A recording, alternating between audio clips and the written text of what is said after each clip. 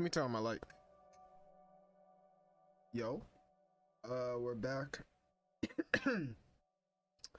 Another episode of Stillwater. We're gonna start from where we left off. I'm pretty sure there was a decision we had to make or something like that. Make sure OBS is working real quick. See, that's why you make sure it's working.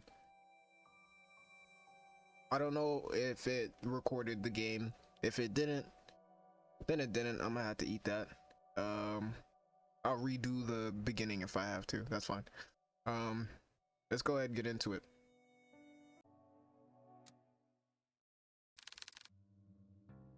Oh shit. My bad. Exit. Let me hit exit. Oh. Load. All right. Take the case or reject the case? Wait, what the fuck? Oh, you see? Good thing we saw the caretaker at the beginning, because I wouldn't have remembered what the dude was talking about. So, we're gonna, for the sake of the game, I think we're gonna do both choices anyways, but we're gonna take the case. She seems pretty fucking distraught. Noah, do you want more tissues? We'll do it. We'll take on your case. Nah, Hugo gives me like a... Damn. Hugo gives me... I don't know how to describe it. It's like a hardened, like private detective type of thing. I'm not even reading. Let me stop tripping. We'll take on your case. For a moment, everything goes still. Their eyes and attention are solely directed at Hugo, whose eyes have a certain glint to them, now unwavering and more determined than ever. Before anyone else speaks, Nina stands up, wipes away any stray tears from her face, and walks up to him. You'll take it? Hugo simply nods.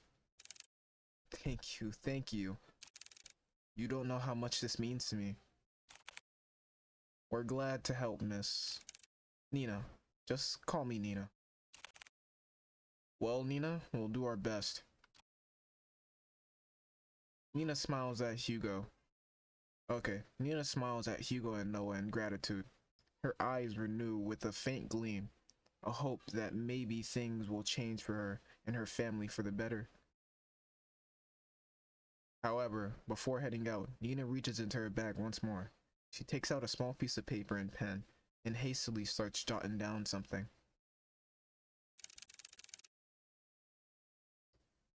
I best be on my way now. I'll let my grandfather know ahead of time you'll be coming. 4970 Church Street. Okay, that's the address. Also, this is my address. I'll be sure to greet you all when you arrive. And thank you again. Truly. Okay, let's get into it. She politely bows to them and walks out of the office, already reaching into her purse for her car keys. Hugo watches from his desk as she goes to open the driver's seat. Nina looks back at the office window and takes one last look at Hugo. She waves slightly at him before finally pulling out of the parking lot and driving off. Once out of sight, Hugo turns to look at his cluttered desk. Still messy, but presentable. I guess I'll have to sort these out again later. I said that wrong, but let's keep going. Car, 5:30 p.m. Bro, I'm not gonna hold you. I'm one of those dudes that don't know the difference between AM and PM. I'm pretty sure AM is morning and PM is afternoon. Don't know. I don't know at all. From the ongoing downpour to the quiet hums of the car, they sit in silence. Still miles off their destination, Hugo constantly checks their rearview mirror to see any passing cars. But it was only them on the road. Noah, who usually chats his ear off by now, leans in quietly against the car door as he looks out to the passing streetlights, reserved and distant. He hasn't said a word to Hugo since they left the office. Hugo. ... Hey, you're a lot quieter than usual. What's wrong? Noah. Ah, what a surprise. Have you been looking at me, Kuya? No, you idiot. You usually talk a lot, that's all. So, do you miss me talking? Just say it. ... Do you believe her story?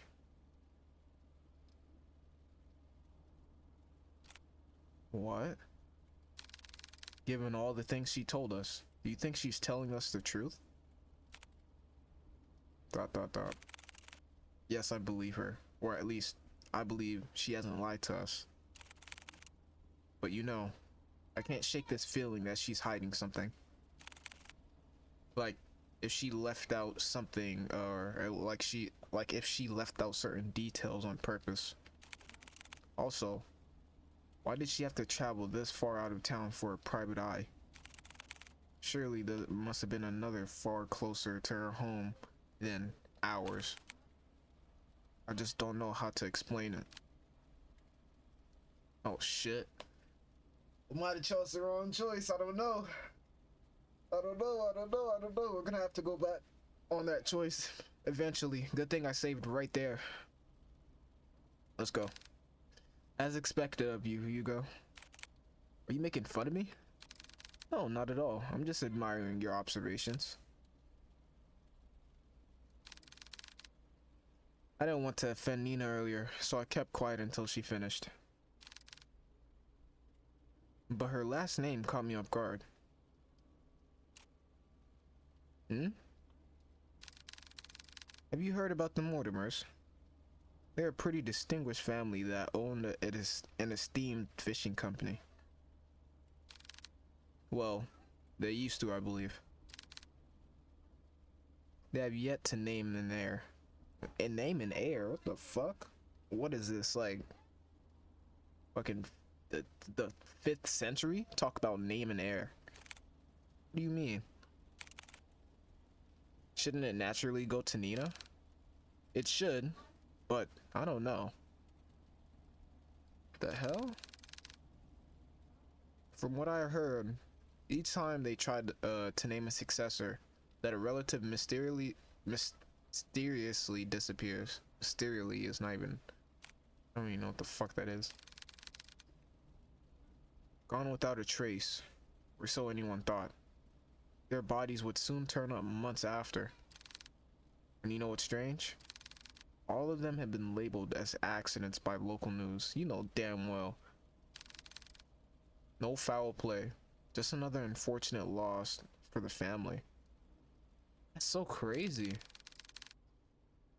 They've been struck with so many tragedies that, over time, people began to believe they were cursed or something. Cursed? ...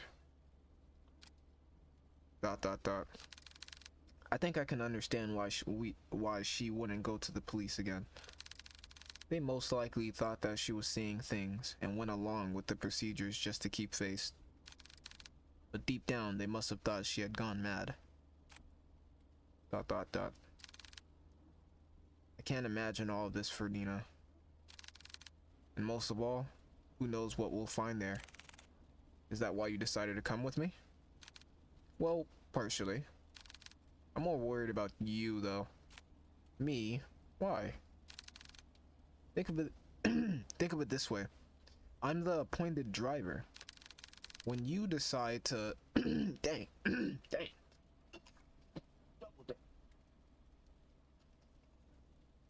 Let me get some drink.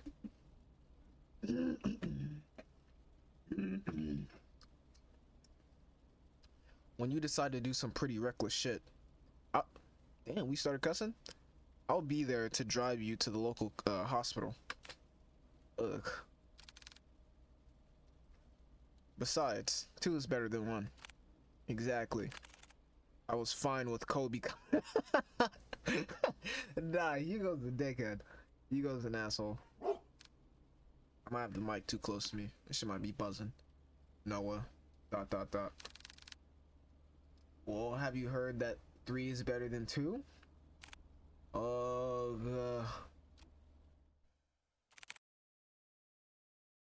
Mortimer Estate, 6 p.m. PM has to be afternoon. Wait, didn't I say AM was afternoon? Yeah, I'm retarded. Passing through countless dirt roads and steep cliffs, the estate can finally be seen beyond the evergreen. Nestled away from prying eyes, it stands tall, magnificent, classic. Truly a rarity only afforded to the privileged. Damn. And yet, with all its opulence, it looms from a distance. Hugo and Noah could only gaze at the sheer scale of the manor. Its grand stature topples easily over the dozens of houses they drove past. Wow, look at the size of it. I could never imagine seeing a house like this in person. It's almost too surreal. Come on, she's waiting for us. Immediately after exiting the driver's seat, a sudden sharp pain weighs heavy on Hugo's chest. Gasping tightly at his coat, he begins to gasp for air. What? His vision... What the... Okay, he's actually getting cooked. His vision hazes as he leans close to the car, trying desperately to ground himself. Like a fish drawn out of the sea, he desperately heaves.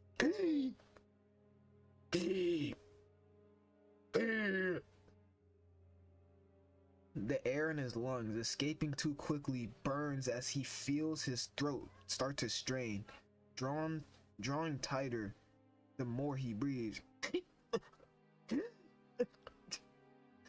W voice actor? But this pain pales in comparison to a feeling far more excruciating. Is it the house? No, something far more sinister. Feels it, someone is watching him. A piercing gaze fixed on him, like leering at a bug and waiting to strike. We'll be together soon, Henry. Bitch, what the fuck? What the hell? Damn it already! Wait, damn it, already? I need to hurry, or else... Hey, are you alright? Nora calls out to him, snapping him out of his fixated trance. Colby nudges his head against Hugo, whining with concern over his partner's well-being. Did you hear that just now? Hear what? That voice. Well, so close to my ear. Is everything alright? Oh, I'm fine. Don't mind me. I'm just a bit winded from the trip, that's all. Damn! That wasn't focused that entire time, and I know it wasn't. Bro, this camera is an actual op. I'm not gonna hold you. Like, I'll be going crazy with the voice acting, W voice acting, and the camera starts being an op. That's actually insane to me. I'm just a bit winded from the trip, that's all. I'd be happy to make you tea at the very least. And I was also gonna say, Hugo is either... You better stop with this focusing shit. Hugo is either hallucinating or... I don't know what else could be happening. Because at this point... I'd be happy to make you tea at the very least. If it's no trouble. No, not at all.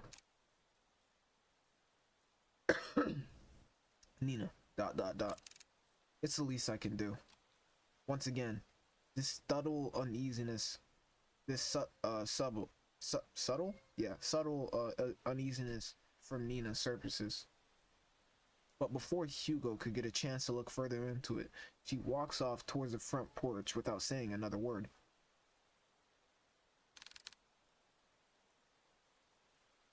Are you sure you're alright?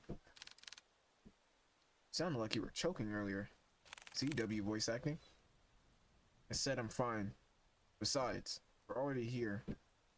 Can't back out now. that my mic? Is my mic fucking up my camera? Can it fix my camera, nigga? How about that? I don't know how to get this to stop tripping. Listen to me. I think you should. Noah abruptly cuts off his lecture. Damn. Noah abruptly cuts his lecture. See, I caught you. Noah abruptly cuts his lecture short as he notices Nina stopping by the front door.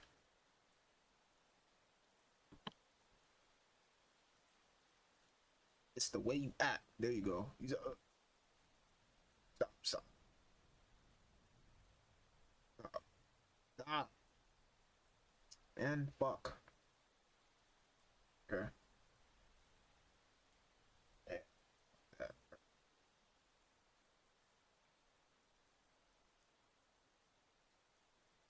She stands by the door silently, contemplating something. But like before, it's just like before, but this time she seems even more anxious. Whatever unease she tried to mask earlier became more apparent the minute they walked closer to the front door. Nina. ... I haven't been quite honest with you, detective. Hugo question mark. Fuck. ... Just like before, as if carefully choosing her next words, she decides that in this situation, words are not enough. You'll see for yourselves what I mean. Bitch, what? Bitch, I would turn around like this. She would have said, I haven't been honest with you, detective. As a matter of fact, I could, man, I could do the whole thing right now. Like, I could do the whole interaction. Matter of fact, it would have went just like this right here. Watch. Detective, I haven't been honest with you.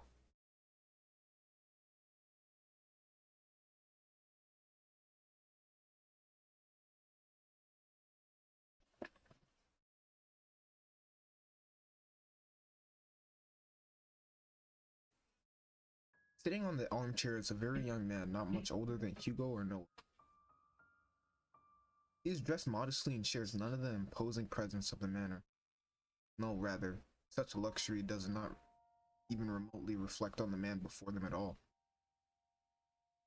It's as if the flow of time had stopped only for him, while the rest had continued changing drastically without him. Just like the letter, timeless, delicate and jarringly out of place. Staring only at the window, the young man sits there dazed with little acknowledgement on the people around him, of the people around him. Still, motionless, like a doll. Grandpa, these are the people I spoke of. This is Detective Laurent and his two assistants, Colby and Noah. They're going to help us. Henry, ... Even after introducing them to the head of the mortuary state, Hugo and Noah could not help but feel unknown. The man before them is supposed to be frail and older than any of them, and yet here he remains, forever unchanging, forever young. I need to get some water, boy.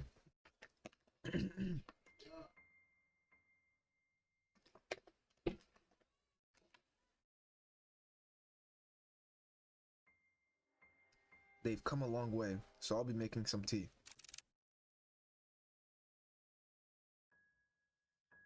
Would you like some, Grandpa? ... He does not reply back, nor does he glance at Nina or anyone else in the room. He only fixates his gaze on the rain, nothing else. Nina ... I'll be sure to make a cup for you too. She then timidly gestures to Hugo and Noah back to the foyer. Bearing more questions, the two follow Nina outside. But before they leave the drawing room, Hugo takes one last look at the young man. There is an all too familiar air about Henry Moore. His eyes, they're similar to his own. Bro, what? How? He means, like, in that they're the color green? Whatever he must be longing for, Hugo knows it will never end. It will never end well. Alright, scene change.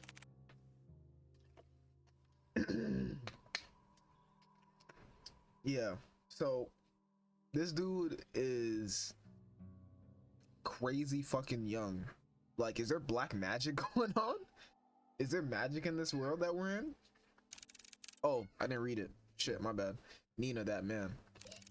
Yes, he's my grandfather, the one I asked you all to watch over.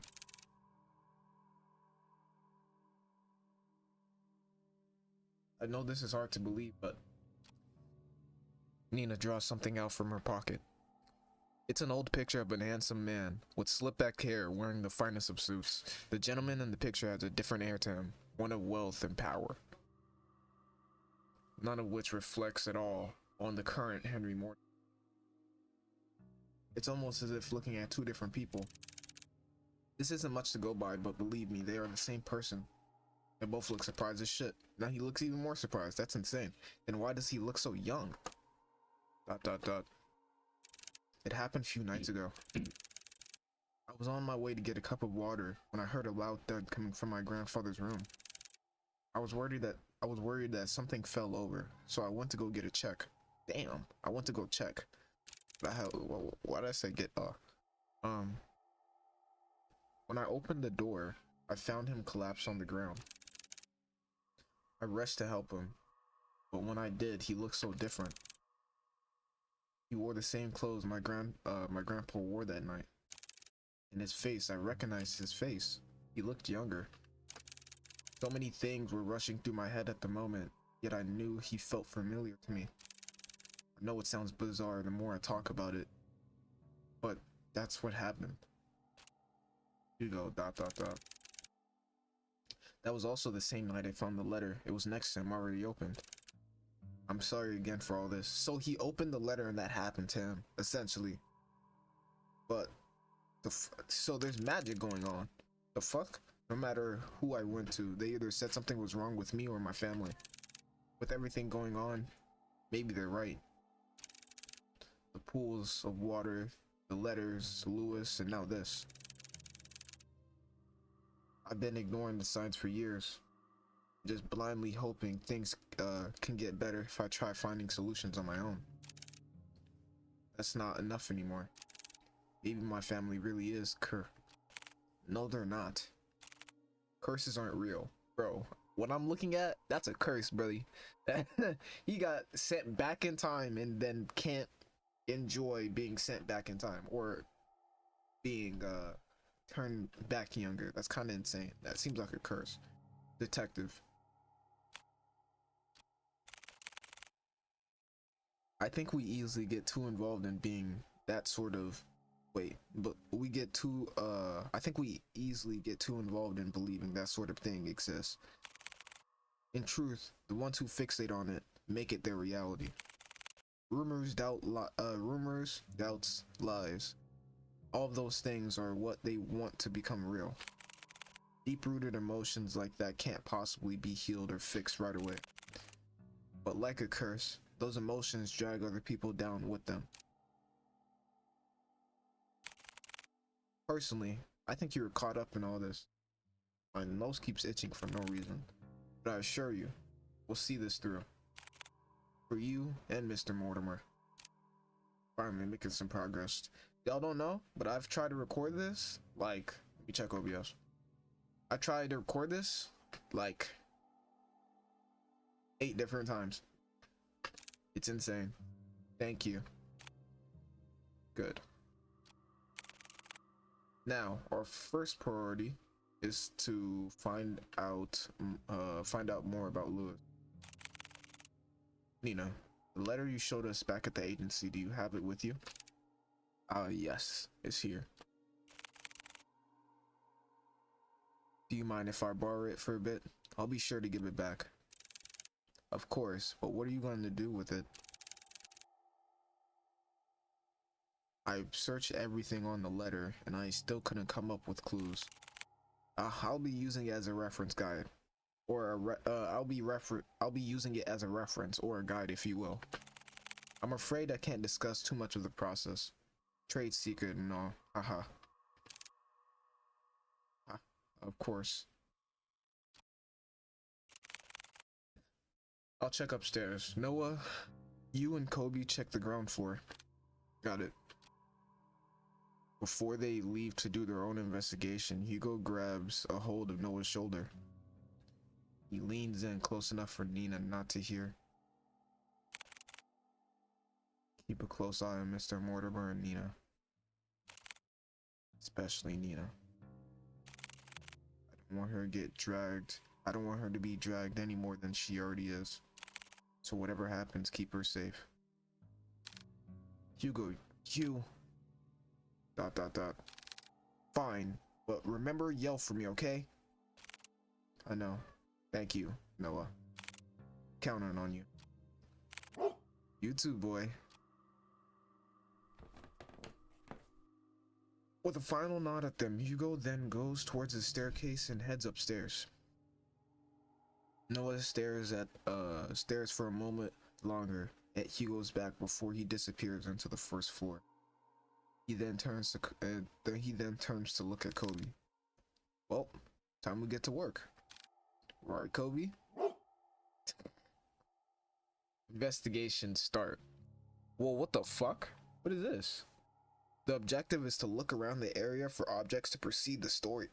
Ooh, I like this. I like that. I like that. I like that. I like that.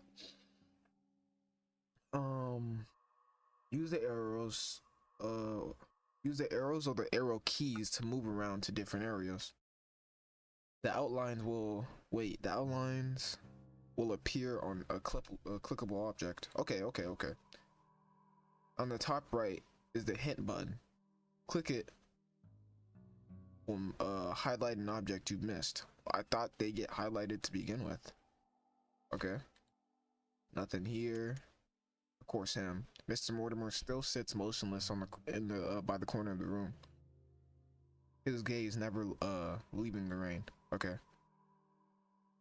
Nothing in this room. Nothing over here. Okay. Next. Books. Couch. Stairs. Nothing on this side. Go left side. Okay, this. A large bookshelf stands close to the entranceway. It contains a couple of photo albums and a few phone... Oh, you know what? This might be a secret room right here and a few phone books. Can't open this? Okay, now I can touch... I clicked the phone earlier. An old rotary dial phone. It looks like it's still in good use. Now I can click this. A delicate arrangement of violets and white roses. They seem to be fresh and fairly new. So I have to click them in a certain sequence for the game to... What is that? Never mind. It's the thing hanging off. Thought there was something secret there. Let's see. Now, can I look on this side? Still nothing. Not this one. See, I did all that too. That's crazy. Frames decorating the walls are covered in white sheets, veiled with a thin lining of dust on top of each one. Wow, there are so many paintings covering the walls. And there are more like this all over the house. Yes, my grandfather commissioned many back in the day. But sadly, he doesn't want to do that anymore. He doesn't do that anymore. Okay, now we progress the story with that painting thing. Nina, I can't help but notice the paintings are covered. How come? I did that. I covered them up for my grandpa's sake. For his sake. Yes, he was pretty obsessed with them, you see. There are times he would mutter to himself and he would just stare at the paintings for days on end. That's fucking cap. I'm probably too close to the mic. It worries me so much that I had to cover them all. Since then, he hasn't stared at any of them. He just sits quietly looking outside. I see. Wait, what? He just stares quietly. So he can move around by himself? What the fuck? He just did. About the paintings, I also noticed that they have a similar theme. They all had water in them. How did you know that about this one, buddy? Oh, this is a veil, not like a exact... I know this isn't a coincidence since you've told us before, but If there's anything you know, anything at all, then please tell me. What is this under my chest? Oh, clothes. I need to change this shirt, bro. Noah, can I ask you a question first? Sure, go ahead. Do you believe in mermaids? What the fuck is she talking? What the fuck is this? What the fuck are you talking about? Mermaids? Question mark. I don't suppose I do. Why? Casting her gaze on the floor, Nina anxiously fidgets and tightly clasps her hands together. She then briefly sighs and continues. Well, there's a story, or rather, more like a fairy tale, that my family has passed down. A fairy tale? Yes, well, feels like one to me. It was about a fisherman who fell in love with a mermaid. Every day and night, he would go out by the shore to gaze at her beauty. But one day she vanished, leaving him confused and heartbroken. Determined, he would sail for many seas for a chance to see her again. Sailing from coast to coast, new lands beyond and back, he would go. Not long after, fortune followed him all throughout his journey and made him one of the wealthiest and most highly respected men in his village. However, despite all the wealth he gained throughout his travels, he never found the mermaid again. She would only be in his dream, nothing more. That's the end of the story. The fuck is the point of that? It doesn't end happily, but I guess there was a lesson behind all of it. Okay, never mind. But I just never, okay, never. I thought she was gonna say it. Double never mind. What do you think happened to the mermaid? I know it's an exaggeration, and yet I can't help but wonder. I mean, I don't know, bro. It's hard to say. I just feel bad for both of them. Question mark. To be honest with you, I'm not a fan of sad endings. If it were me, I would wish the fisherman and the mermaid could see each other again. Or at least, that's what I think. Even if they weren't meant to be with what the fuck are they even talking about anymore? Yeah, I think so, at least. I wouldn't want to imagine going through a journey all by myself. It's hard being alone. Dot. A journey all by yourself. Mortimer Estate, 11:30 p.m. After searching vigorously through each of the rooms, he knew his findings would eventually lead him here. This is it. Hugo walks toward the nearest lampshade and switches it on. Dimly illuminated, he sees the extent of how lavish this part of the house is. From the customized window drapes on the vintage furnishings, everything here exudes that extravagance. But much like to the interior Hugo had seen so far, he finds this one in particular reeks of it. Plastered from wall to wall, a gloom lingers. It's as if the room itself is smoldering, is moldering? That must be smoldering. He must have meant smoldering. Despite its preserved nature. I don't know. I haven't seen that word used like that ever, so.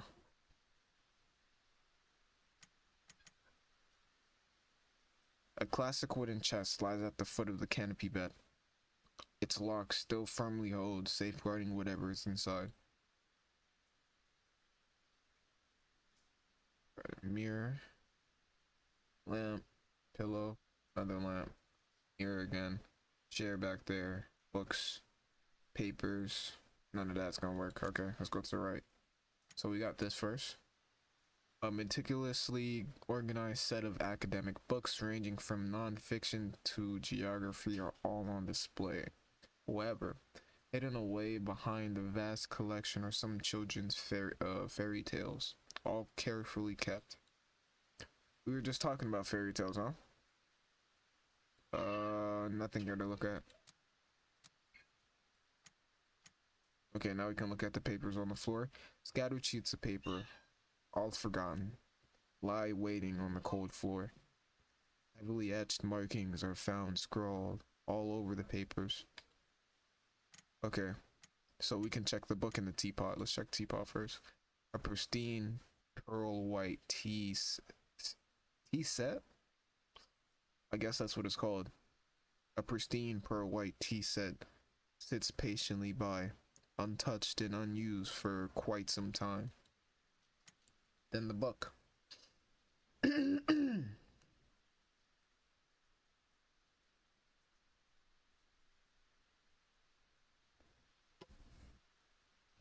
A leather-bound journal rests on the edge of the table. Its pages are torn out so haphazardly, the binding itself is starting to fall out. So these sheets of paper are from this. We're probably gonna need to put this shit together or something. Atop the fireplace, unblemished and unmarked by time, hangs a curious and familiar painting of a beautiful woman floating on the water. In this little photo. An old photo of a lost time. A sweet summertime memory of a little girl with her beloved grandfather. Cute photo. Cute little photo. Okay, there we go. Looked at everything. Before we go,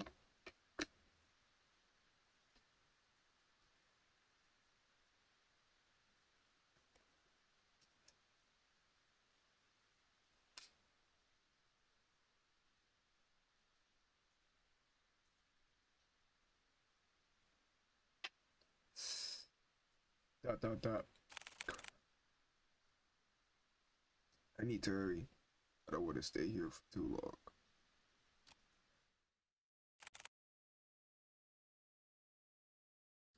Mortimer Estate, 11:50 p.m.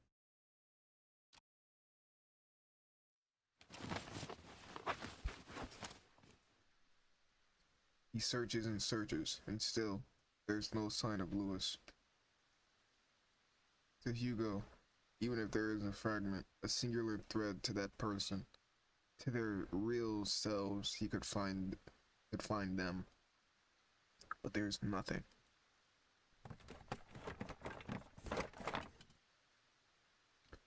Not one thing pertaining to him.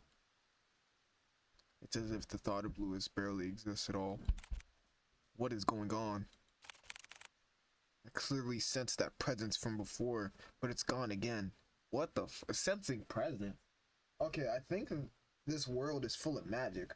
Or he's this good of a detective because he's like special in some magical way or something, because this dude, like, everyone isn't reacting to like,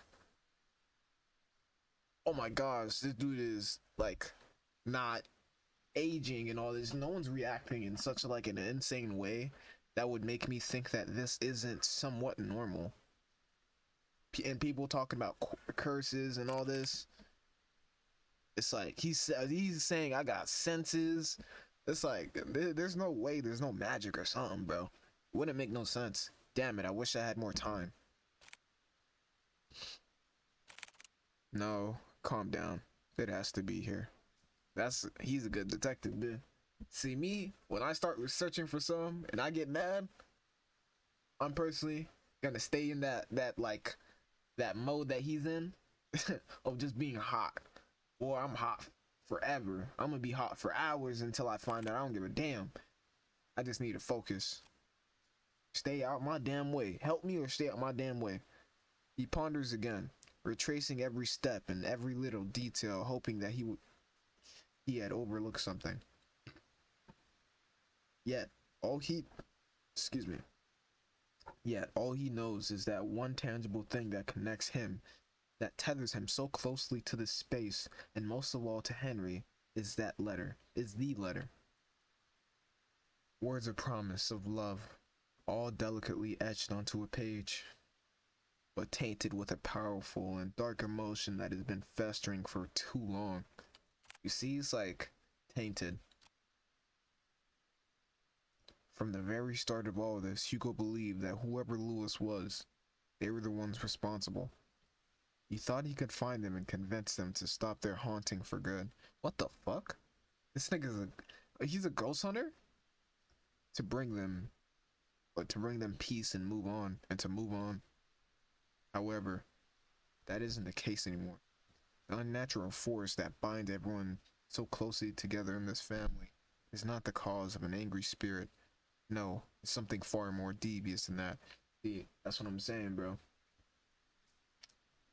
It's like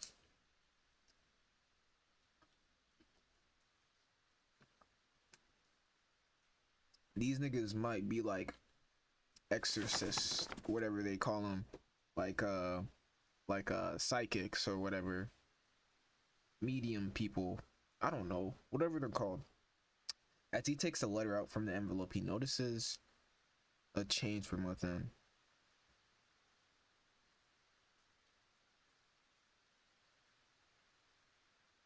What did dude talk about? Bearing no forebought for what is that word?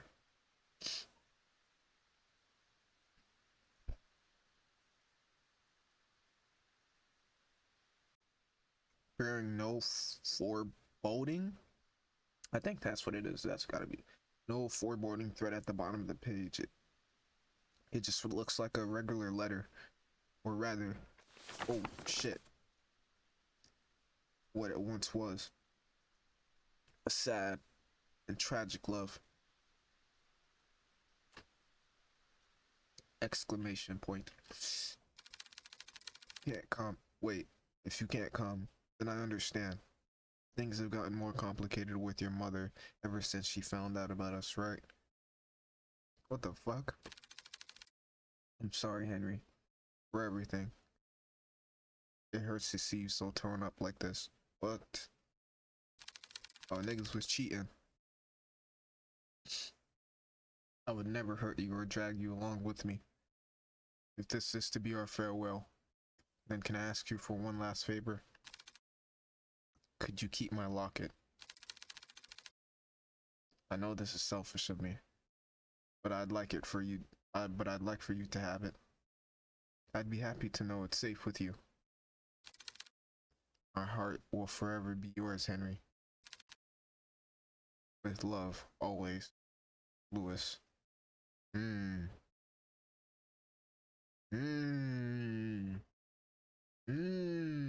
So Lewis was the mermaid. That's what we get into. Lewis was the mermaid. So this was the true letter? A small warmth emanates from the paper, wrapping closely around his fingers, quiet and soothing. The fragments Hugo was searching for. Lewis, I'm sorry. You were also a victim in all this too. Please, if you can hear me, I need your help. What? Alright, well now we getting fucking crazy. Talking about if you could hear me. Without warning us. Oh my god! The sound of a click can be heard across the bedroom. As if something unlocked itself. The chest. Hugo turns his head towards the sound and sees the chest. Unlike the other this shit's shaking. Unlike the other furniture, it's dark and rustic features have not been maintained well. Left to rot on its own. What the fuck? What am I hearing? Suddenly, he stops at the sound of a voice, a sweet voice whispering to him. Oh man, beckoning him towards the fireplace. Come here, my dear, sweet boy. Oh fuck. Okay. Chill out with the scary ghost shit. Go to the painting, don't go to the painting. I'm saving here, buddy. I'm not finna get cooked. Hell nah. They think they finna cook me? Make a save. Yes, go ahead and overwrite that save. And exit that. Go to the painting, don't go to the painting. What to do? What to do? What to do? What to do? He looks so scared. There's got to be a reason as to why he looks so scared. I'm gonna trust his reaction and don't go to the painting. No, stay focused, Hugo. I won't let it get to me. Oh! Going towards the chest. Okay, you see? That's why his face was like that. So going towards the chest was the wrong choice. It had to have been the wrong choice. So we're gonna see like the different choices for this as well. So preparing himself, he heads towards the chest and opens it. Can I close this? Thank you. Inside, scrambled together are bunches of notebooks and small trinkets. Hugo continues to rummage through when he stumbles across an old newspaper article. Young man found dead by the lake.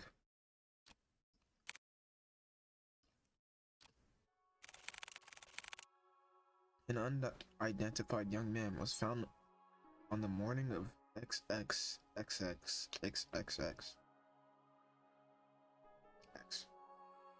3 days prior to his death, according to the police.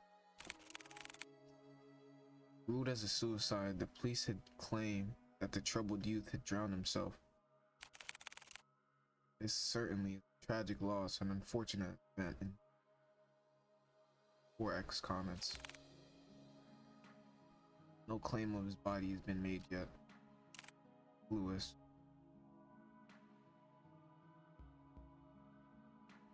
Oh, Lewis knew he couldn't be with him.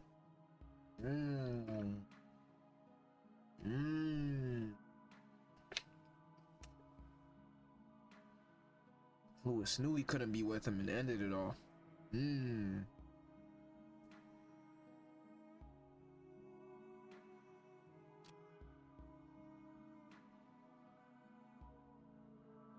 By the corner of Hugo's eye, he spots a bright glint buried underneath the clutter.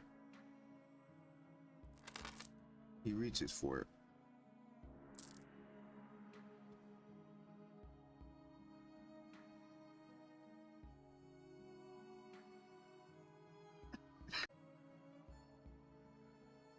A locket of brilliant gold shines unblemished, retaining a timeless luster.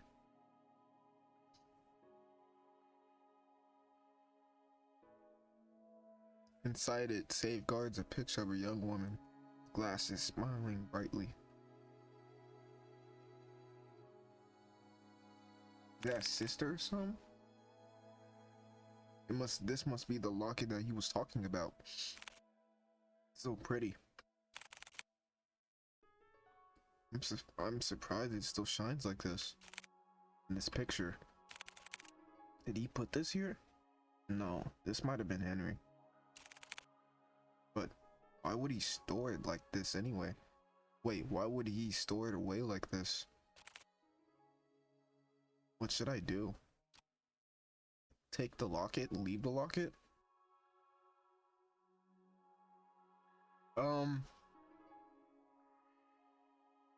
I like from the letter, this was meant to be kept safe. I feel like we should leave it here.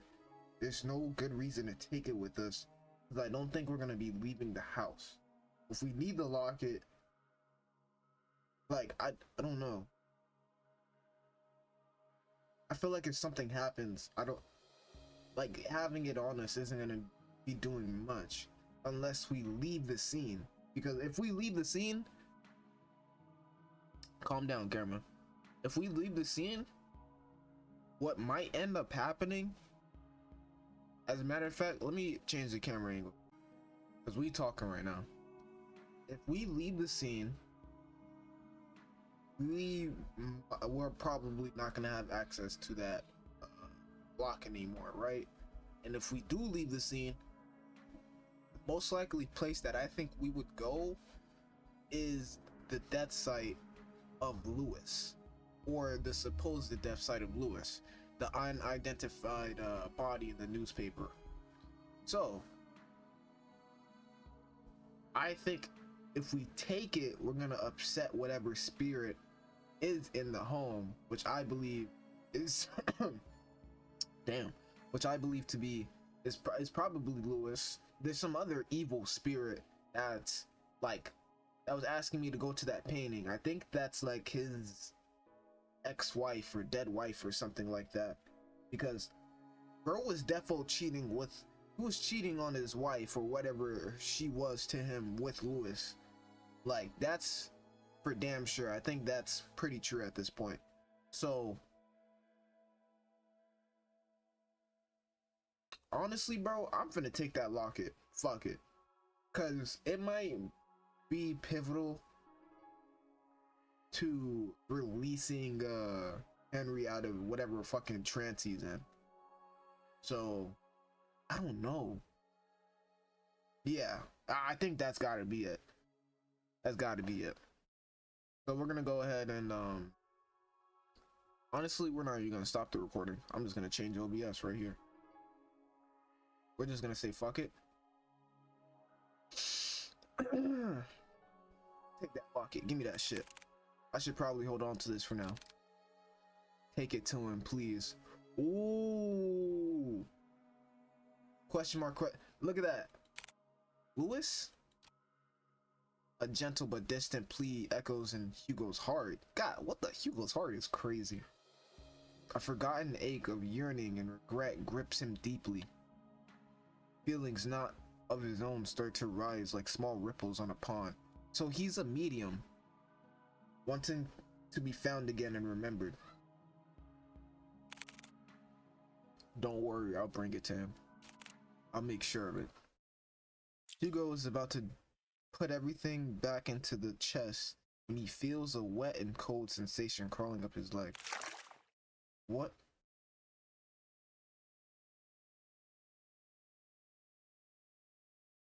Don't try to turn this into a horror game now. We a little too deep. We a little too deep for this to be a horror game now. You better chill out, buddy. What? That ass. Water? Oh, the puddles. A pool of water relentlessly spreads across the floor, already seeping into the chest. Damn it, no. Suddenly the lights turn off. Oh fuck. A scream is heard, followed by a myriad of shouts. Oh shit. Hugo is about to call out to Noah, but stops at the sight of pale feet bro, we're fucking dead. Bro, we're dead. We're fucking dead, bro. Looming over him stands a tall and ominous figure. His face is shrouded in a complete darkness, devoid of any human emotion. It appears as a young man, but Hugo knows that is far from it. This very thing is trying to imitate a human form, trying to be human. Hugo could only stare back. Paralyzed with fear, he is forced to watch as the horror slowly creeps towards him. I'm fucking dead. It's just like before. The sensation of someone staring at him from within. Ew, what am I looking at? But this time it's drawing near. Inching over ever so closely. The words to call out to Kobe or nowhere fail to reach out. Lodged in his throat, he struggles in pain. With his breathing shallow, he tries to force his body to move. Then it stops. Looking it down at Hugo, filled with nothing but malice and contempt, it speaks.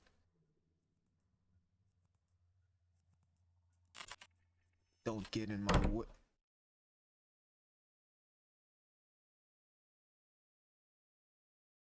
What the hell? All of a sudden, the door to the bedroom slams shut and the entity disappears. The tension from his body finally releases its agonizing grip. He gasped desperately for air. His vision blurs and his breathing is haggard. He staggers towards the door. He yanks the handle several times, but it's tightly jammed. Fuck. I ain't gonna hold you. I was gonna say that's like a white person thing. I'd say the same shit. Boy, bust through that window. Noah! Colby! To his dismay, he is only greeted with silence at the other end of the door. Damn it! From a distance, he faintly hears the sound of Kobe's relentless... Am I getting a call? Let me check my phone real quick, I'm sorry. No, my shit was just vibrating. From a distance, he faintly hears the sounds of Kobe relentless barking as it gets further away from the house. What? Hugo rushes towards the window. Tries to prise it open like the door, but a heavy force prevents him from doing so. It's like being underwater. He's moving slow and drawn out. It's as if being drawn down by that thing. Fuck this.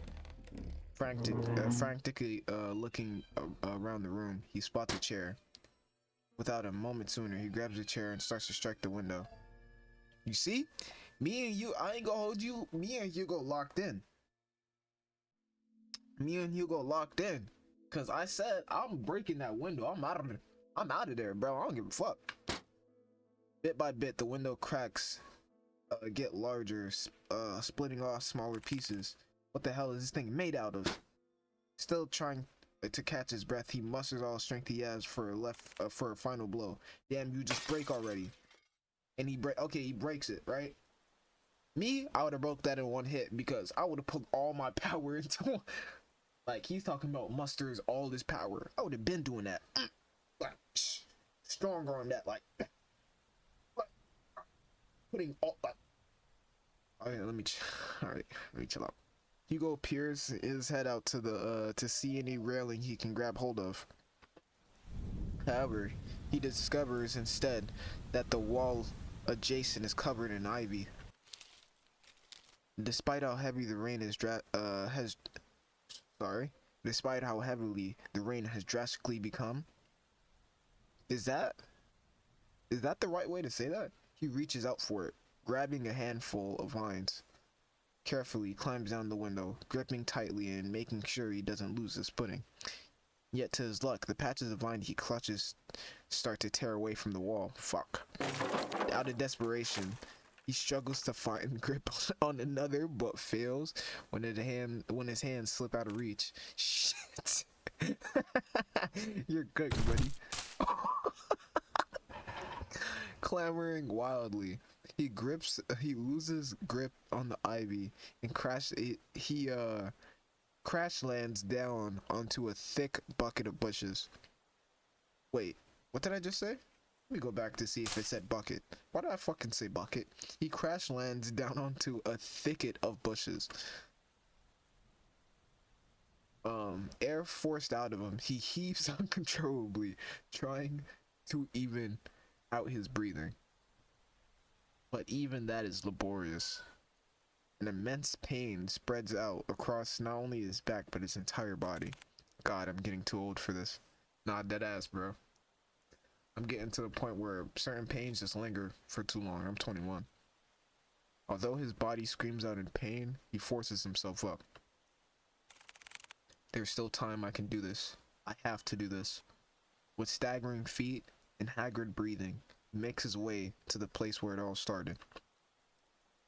To the lake where this tragedy starts and ends. How long have I been playing? What the fuck? I need to start putting on a timer. Lake. Question mark, question mark, question mark, question mark. The fuck? Oh, hell no. Finally, entering through the park, Hugo calls out to Kobe and Noah.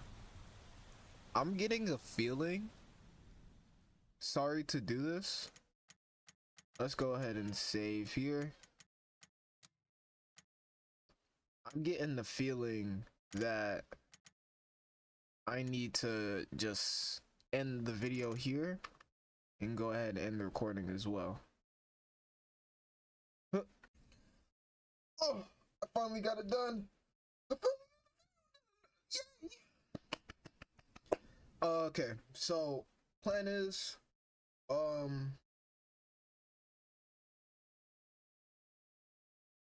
I'm gonna go ahead and post this today. Uh, I might do another one if I have the chance. Honestly, thinking of what I should do though. I was thinking of playing like Lethal Company or something of that sort, but I don't really know. I don't really. Playing Lethal Company by myself, that shit a little too scary. Playing Lethal Company with other people is a lot more fun, but the only other person I could play with, or that I have played with, is a streamer. So I gotta figure out a time that I could play with him so I can actually record, use my webcam, all that. I'm still banned off the TikTok, so I will not be going live for a little bit. So, ow, my phone fell on my feet. All right, well, that's the end of the video. Gonna get the next episode posted at some point. Probably might happen today. I'm not gonna lie. Later today at around like 10 some when I have time. Other than that, yeah, that's I honestly, I should talk about the game. I should talk about the game. So far in the game in Stillwater, I may be wrong about the relationships that I've seen so far. Like I noticed that like the person in the locket may be the love interest that Lewis had like did himself in for, and I may be wrong.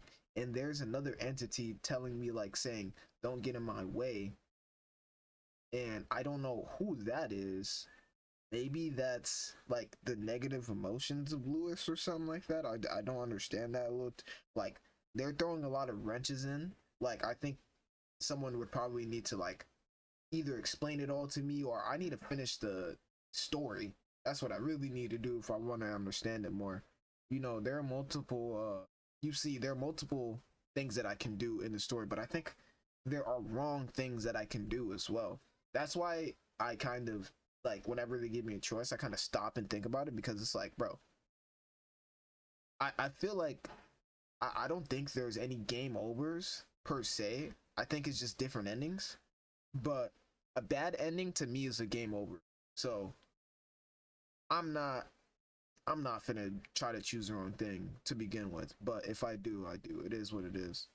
So we're gonna explore the different endings once we end to try to figure out like what's really going on in the story. But other than that, hey, done with this episode. We're gonna get the next one posted. Bye.